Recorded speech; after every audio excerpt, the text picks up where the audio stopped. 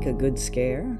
Do you have a dark and disturbing imagination? Then you've come to the right place. Time Warp Studios proudly presents The Shiver Show.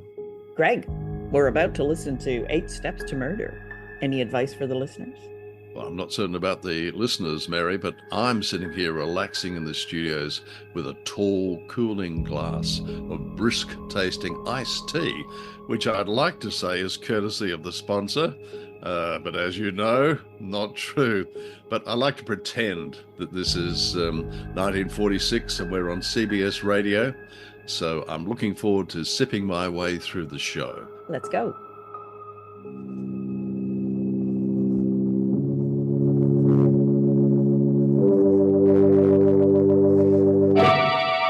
Lipton Tea and Lipton Soups present Inner Sanctum Mysteries.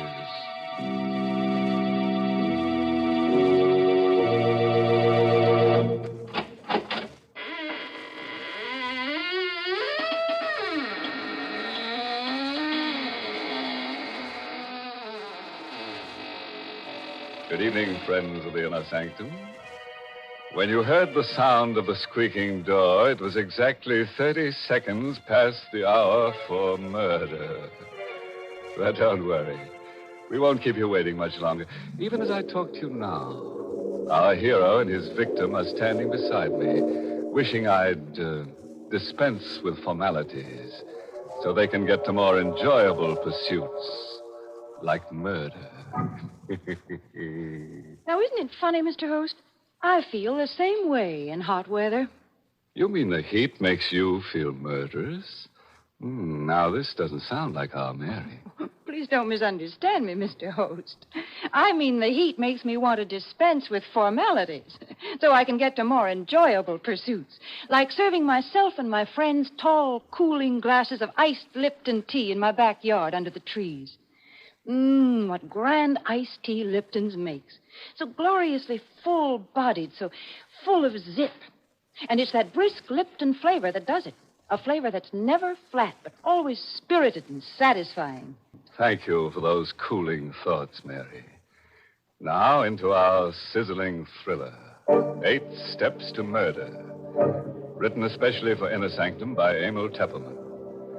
This is the chronicle of a carefully calculated crime. A crime so twisted and subtle that it had to be blueprinted in advance. As Barry Kroeger, in the role of Mark Durphy, the newspaper columnist, tells his story, we shall watch this crime develop, step by step. 8 Steps to Murder. When I decided to kill Basil Archer, I went about it like an architect, laying out the plans for a complicated building project. Only a fool leaves the details of such an undertaking to chance. I calculated every risk. I weighed every possibility of failure. I blueprinted each of the 8 necessary steps I had to take. My first step was to get a suitable weapon. I went on Monday morning to the office of a pawnbroker I knew on 48th Street. Good morning, my friend. How are you, Mr. Krug? Come in, Mr. Durfy. Thank you. You know what I want? Indeed, yes. I have it here, exactly what you need. It's fully loaded. You can spin the barrel and see for yourself. Mm-hmm. It's a nice revolver.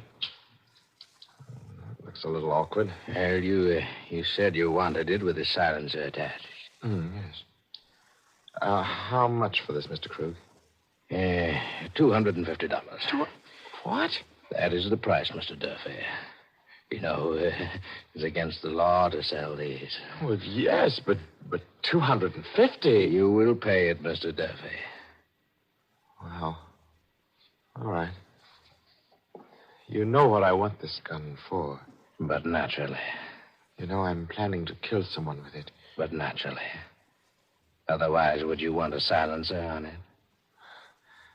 You wouldn't be above a little honest blackmail, would you, Mr. Krug? Please, do not point that gun at me. It is loaded. I know that. What are you going to do? I regret this, Mr. Krug. I'm going to have to kill you. No, I swear to you. Save it. You will be sorry for this. You will make a mistake. You will make a slip. There'll be no mistake. There will. You cannot think of everything. I have thought of everything. This is the first thing. Oh, you cannot think of everything. I left Krug's body where it lay and put the silenced revolver in my inside pocket and stepped out into the air. I stopped, stuck still. The rain suddenly coming down in buckets. I hadn't counted on it starting to rain. My alibi for Krug's killing was carefully planned. Everybody at my hotel thought I was still in my room, sleeping off a binge. But carefully staged a drinking spree last night. But if my clothes were wet, they'd know I'd been out this morning. You cannot think of everything. You cannot think of everything.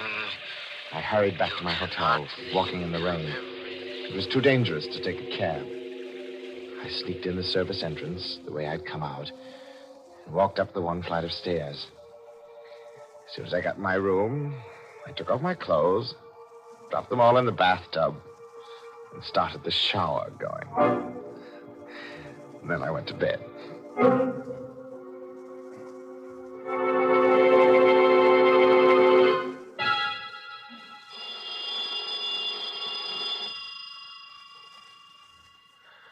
About noontime, when the phone rang, I knew it was the clerk downstairs calling because I'd left a call for 12. I let the phone ring. That was step number 2.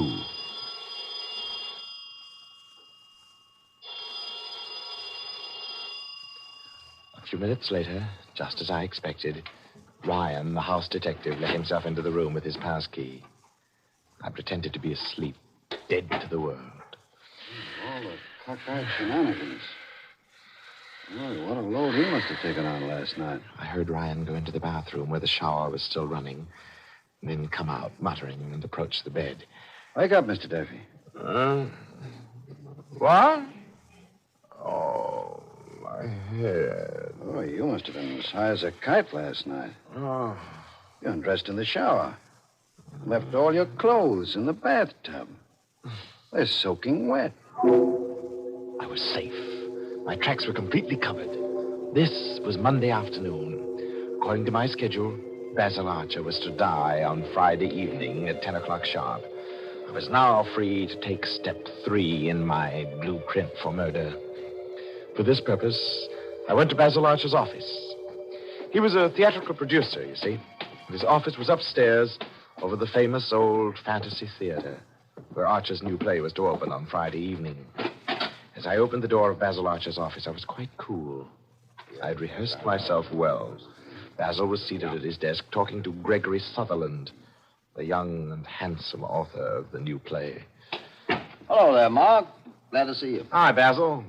Just dropped in to get a line on the new play. You know Greg Sutherland, the author? Sure. Greg, this is Mark Durfy. We've met. I tell you, Mark, Storm Over the Highlands is going to be the biggest hit of the season. Greg's written a fine play. Oh, I'm glad to hear that, Basil. Ought to go over big, especially with your wife doing the lead. Nina's a great actress. Confidentially, that's one of the reasons why I'm doing Storm Over the Highlands. It's just suited for Nina. Nina will be wonderful. Well, I guess she likes working with you, Mr. Sutherland. It's always a good idea for the author and the star of a play to work together. Oh? Have you and Nina been working together, Greg? Well, yes, Mr. Archer. We sort of thought if we could exchange ideas. I never saw two people put their heart and soul into a job like Nina and Sutherland here. They spend every minute they can together. Now, look here, Durfy, I don't like the way you said that. Oh, I'm sorry, Sutherland. You know I didn't mean anything. It's only what people are saying, seeing you both together so much. What's this all about, Mark? This is the first I've heard of anything. Oh, forget it, Basil. Oh, by the way, here's a package. I want to give it to Nina on opening night. I wonder if you put it in your safe for me till Friday. Why, sure, if you want me to. I'll put it here on the bottom shelf, next to the payroll money. Come in Friday evening during the first intermission, and I'll get it out for you. Fine. Are those all packages of money on the bottom shelf? Yes, over 100,000 in there. Receipts from my other shows. Here you are, Mark. All safely locked up. What kind of a present is it? I I'd rather keep that a secret till Friday.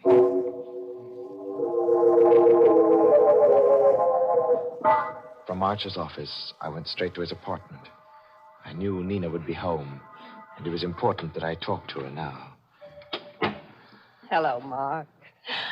I've been wondering if you'd come today. Well, I told you I would, Nina. I've waited so long. Darling. Oh, Mark, how long will it be now? How much longer? Only till Friday, darling. After Friday, you'll be free of him forever. And then you and I... There's work to do first. This is only the 4th step. There are 4 more to go. Everything's working according to schedule. The next step is up to you. What must I do, Mark? Oh, I've started the ball rolling. Basil's beginning to worry about you and Sutherland. He's got to be encouraged to suspect as much as possible. You've got to be seen around with Sutherland as frequently as you can. Oh, that'll be easy. Sutherland's hardly more than a kid. He worships the ground I walk on. But I'd rather be with you, darling. There's 5 days more, Nina. And then we can be together. Always.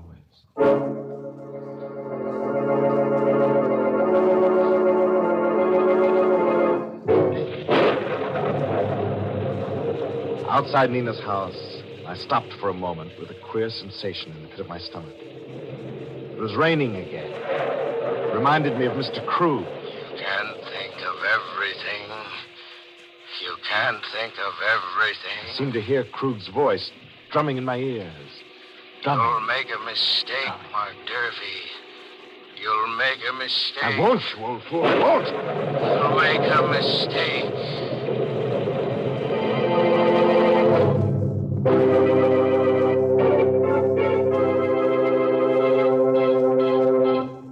Oh, poor Krug. You know, a pawnbroker's life is not an easy one, and Krug took such an interest in his business. And he never suspected Mark Durfy. In fact, he probably liked him for his redeeming qualities. Though, come to think of it, Krug was pretty lucky at that. Mark didn't steal anything from the store but the gun, so Krug lost practically nothing but his life. If Mark Durfy's blueprint works out according to schedule, our death rate should go up sharply to about 1 per person. Let's see. He should be up to his 5th step by now, shouldn't he? Tuesday was a clear day without rain, and I felt better. I knew now that I couldn't make a mistake. In 4 days, Basil Archer would die as planned. And now for the 5th step. An easy one for Mark Durfy because he's a newspaper columnist. It merely requires dictating a little item for his column into the dictaphone at his desk. Oh, there's a new play opening soon, which should be a huge success if the author and the leading lady can do anything to make it click. They're working harder on it than the producer himself. It looks like they've clicked with each other, too.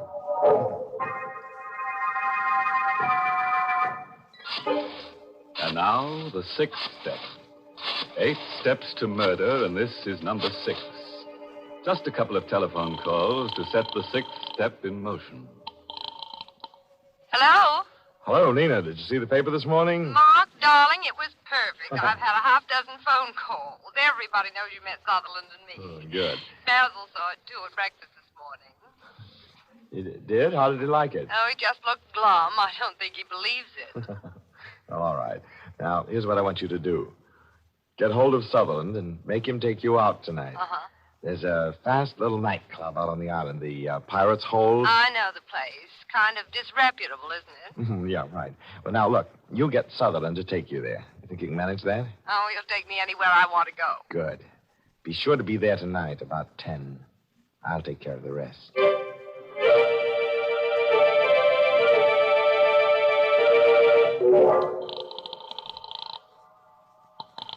Basil Archer speaking. Oh, hello, Basil. How are you? Mark Durfy. Now, look here, Now, Mark. look, wait. Take it easy, Basil. I know you want to bawl me out about that piece in the column. I thought you were a friend of mine. Oh, look, Basil, that's why I printed that piece. I don't like what's going on. Just what do you mean?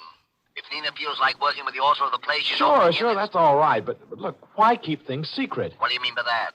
Will you ask Sutherland if he has any plans for tonight? I know what plans he has for tonight. He's going to stay home and work on some lines in the last scene. Oh, is that so? What are you hinting at, Mark? I'm hinting that you take a run out to the Pirates' Hold. You know where it is? Out on the island? And you'll see how hard Sutherland will be working on the last scene.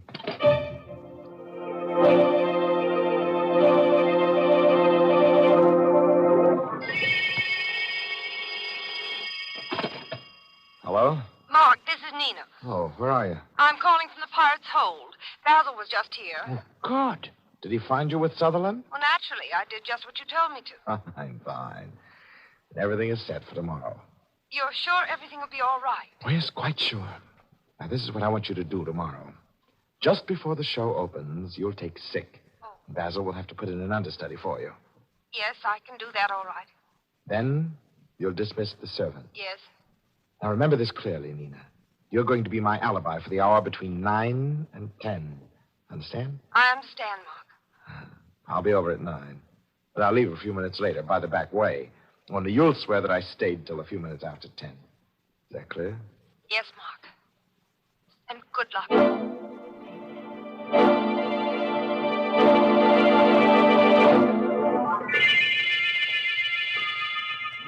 When I rang the doorbell of Nina's apartment Friday night, I knew that every step I'd taken thus far had been right. I couldn't fail. Mark, I was afraid you weren't coming. I was afraid something had gone wrong. No. Nothing's gone wrong.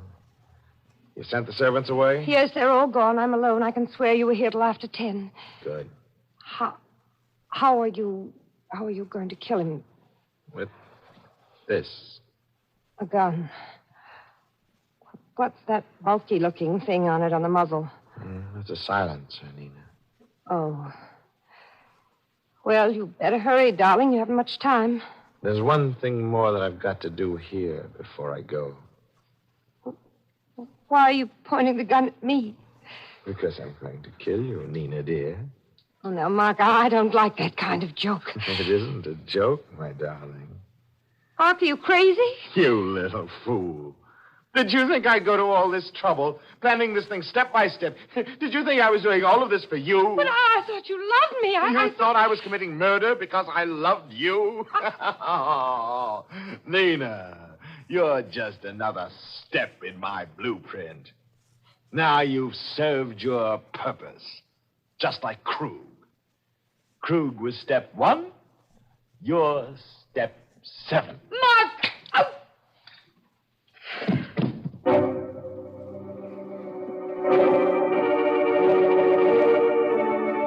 I made sure Nina was dead, and then I hurried out and went to Basil Archer's office.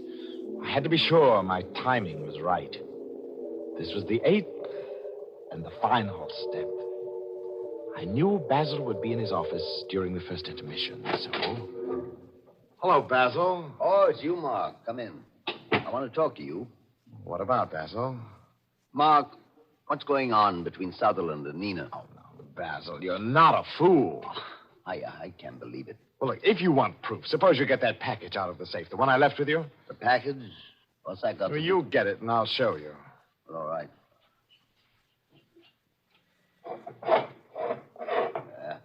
Well, here's your package. Now, what do you want to show me? Still got all that cash in the safe, huh? You know, I always have it here. Yes, I know. Say, what are you doing with that revolver? Look, Basil. Look into the muzzle. What the... That's just right.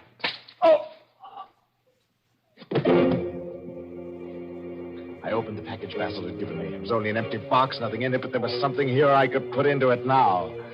I stepped across Basil's body, knelt before the open safe, and took out the neatly tied bundles of money and put them into the empty box. $100,000. It was well worth the months of planning and the careful blueprinting. I was a rich man. Now I was ready for the finale, the last bit of routine business, which would finish the whole thing off properly. Picked up the phone and dialed police headquarters. It wouldn't be too difficult to imitate Basil Archer's voice over the telephone. I'd rehearsed that, too. Yes, headquarters. Hello. This is Basil Archer speaking. I've just killed my wife. What's that? My wife and Sutherland, they were planning to run away together. They stole all the money from my safe, and were going away. So I killed her. And now I'm going to kill myself, too. Now, wait, Mr. Archer. Now, wait a minute. Don't do anything I rash. softly replaced Just stay the there till we receiver. send the radio. Now, everything was set. Carefully, I placed the revolver in Basil's cold hand and left no prints on it because I was wearing gloves. I picked up the package and walked out into the hall. But in the hall, I stopped short. Someone had just come into the building downstairs. I peered down and I saw Gregory Sutherland coming up. Mr. Archer, are you up there? You better hurry. The second act has started. Sutherland was coming up the stairs. I couldn't get out, but I wasn't trapped. Oh, no. There was a porter's closet down the hall. I tiptoed over to it and slipped inside just as Sutherland got to the landing. Mr. Archer, are you in there? Sutherland was in Basil's office now. He'd be finding the body. This was my chance to sneak out.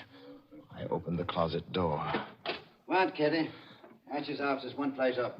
If we can make it in time. The guy said he was going to kill himself. The police had come in answer to my telephone call. Now I couldn't get out. There'd be a crowd outside, and I'd be seen leaving. I had to stay in the building. Still, I wasn't trapped. I knew just what to do. Instead of leaving the building, I would walk out of the closet and into Basil's office right after the police. They'd think I'd just arrived. I stepped out of the porter's closet. I started for the door of Basil's office. Then, suddenly, I got a sick, weak feeling in the pit of my stomach. I stopped stock still. I'd almost walked into my death. It was raining outside. Suppose I walked in there with my clothes all dry, claiming that I'd just come in from the street. They'd know that I'd been hiding in the building all the time. The rain, that rain, it almost tricked me again. You can't think of everything. You'll make a mistake. You can't think of everything. I can, you old fool. I'll show you. I hurried back into the porter's closet. I knew how to beat this, too. I turned on the faucet in the sink. Splashed and drenched myself from head to foot. Now, I looked as if I'd just come in out of the rain.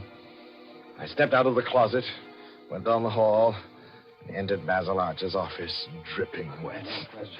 The two policemen were standing over Basil's body with Gregory Sutherland. They all looked up as I came in. Oh, hello, Mr. Durfee. Sorry about this. It's your friend, Basil Archer. Committed suicide. Oh, no. Oh, it's impossible, Sergeant Moran. Basil wouldn't do a thing like that. Why, who found him? I did, Mr. Durfee. I came to call him for the second act. Oh, this is terrible. Like an open and shut case. Killed his wife, then came here and knocked himself off. Oh. And what's more, Mr. Sutherland, Yes? before he knocked himself off, he phoned headquarters and said you'd stolen money from his safe. Well, that's a lie. Wait a minute. Sergeant. Mr. Durfee, Yes, Sutherland. how did you get yourself all wet like that? Oh, well, you try not getting wet in that rain. Rain? What's rain, Mr. Durfee? Suddenly, I went clammy all over. I saw that none of them was wet. Their clothes were all dry. But how could that be? They'd just come in out of the rain. What's rain, Mr. Durfee? Well, you can hear it, can't you? It's pouring rain. Just listen to that thunder. Thunder. Rain. Good heavens, that's the funniest thing I've ever heard. Don't you see, Sergeant, he's been in the building all the time, trying to make us think he just came in and he got himself all wet for nothing. Sergeant, I bet you $1 he murdered Archer. You're crazy. Well, it's pouring outside. You can hear it yourself. But just listen to that rain beating down. The thunder. You poor sap. That isn't rain you hear. It's my play next door. Storm over the Highlands. Remember? And those are the sound effects in the second act.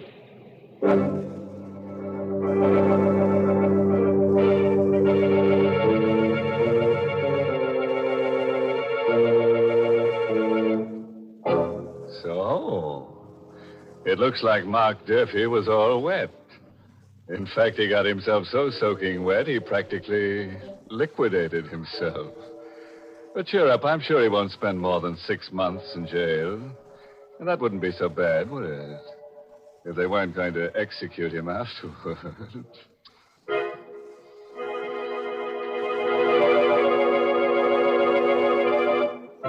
And so ends our little essay on the modern methods of murder.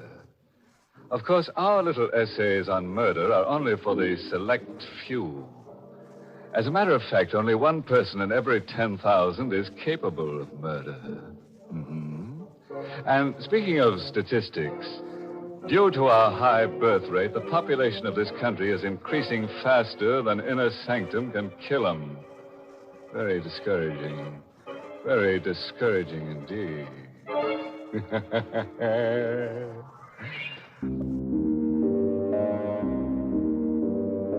Greg, we've listened to 8 Steps to Murder. What did you think?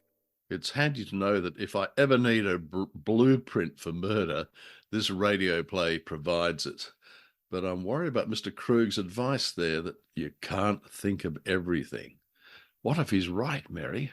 What if there's no such thing as a perfect murder? Not that I have anybody in mind.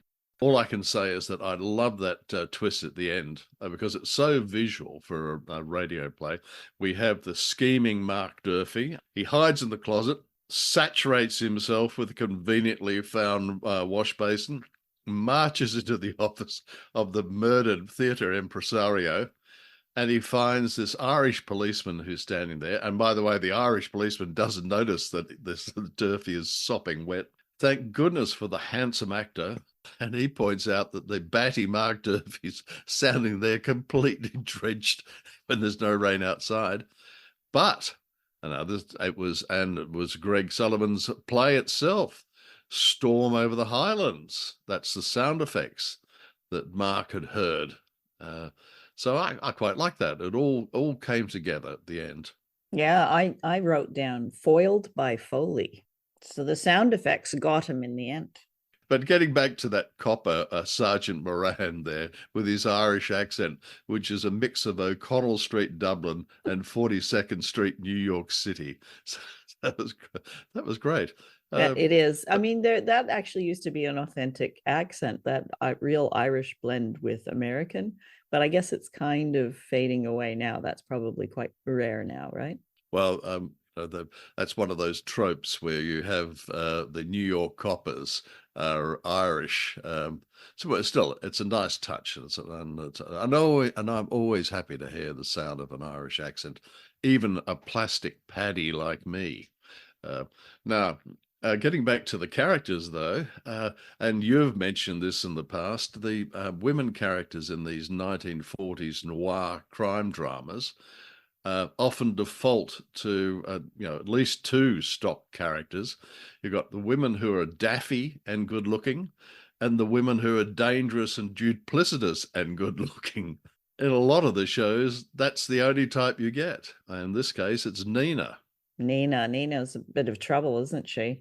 I liked the scene where that Mark and Nina are canoodling, because you get the sense that they are canoodling, but it's just kind of very subtly done with sound.